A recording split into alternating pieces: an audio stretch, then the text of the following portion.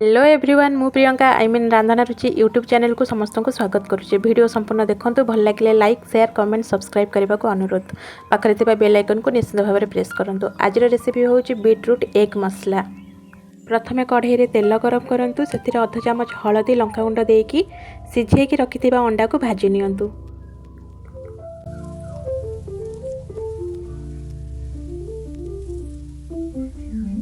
अंडा भाजी होगलानी। एबे गोटे प्लेट को काढ़ी नियंतु। तरकारी प्रस्तुत करने ପାଇଁ एबे कढ़ाई रे गोटे चमच तेल पकांतु। सेथिरे गोटे तेजपत्र गोटे गुजराती पकांतु। गोटे चमच जीरा नियंतु। एथिरे गोटे लंका पकांतु। पे कटा जाइतिबा पियाज पकईकी भलसे भाजी नियंतु। पियाज जारी होला परे 2 चमच अदा रसुण पेस्ट पकेबा। अदा रसुणर कंचा बास्ना जीवा पर्यंत ताको भलसे टिके भाजी नियंतु।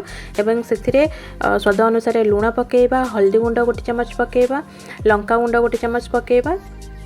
अल्प टिके बाटण पानी देकिना ताको टिके भलसे कसी नियंतु। कटा हेके रखा हेतिबा आलू को पकेकी से मसला सहित भल भाबरे मिक्स करि नियंतु। एबे एथिरे किछि अंडा मसला पकेबा एवं ताको भी भलसे गोले नबा। अल्प अल्प पानी देकी भलसे मसलाटा को कसी नियंतु। मसला जमती तळु लागी न जाय सेथि प्रति ध्यान देबे। एथिरे कटा जाइथिबा किछि टमाटो पकेबा गुजराती गुंड किछि पकेबा। पकेकी सबको भल भाबरे मिक्स करि नबा। एबे देखि पारुथिबे हमर टमाटो भी भल भाबरे मिक्स हेई सारलानी। एथिरे आमे बीट कोरा 2 चमच पकेबा। ताको भी भल भाबरे मिक्स करि नबा। तरकारी आपण मानक जति आवश्यक झोल दरकार सेतिकी आपण पानी नेबे। तरकारी को भल भाबरे फुटिबा पई छाडी देबे। तरकारी फुटला परे आमे एति भाजी थिबा अंडा को पके नेकी ताको टिके भल भाबरे मिक्स करे नबा। एबे देखंतु तरकारी हमर प्रस्तुत हे गेलानी। एबे कटा जाइथिबा धनिया पत्र किछि पके देबा ता ऊपरे।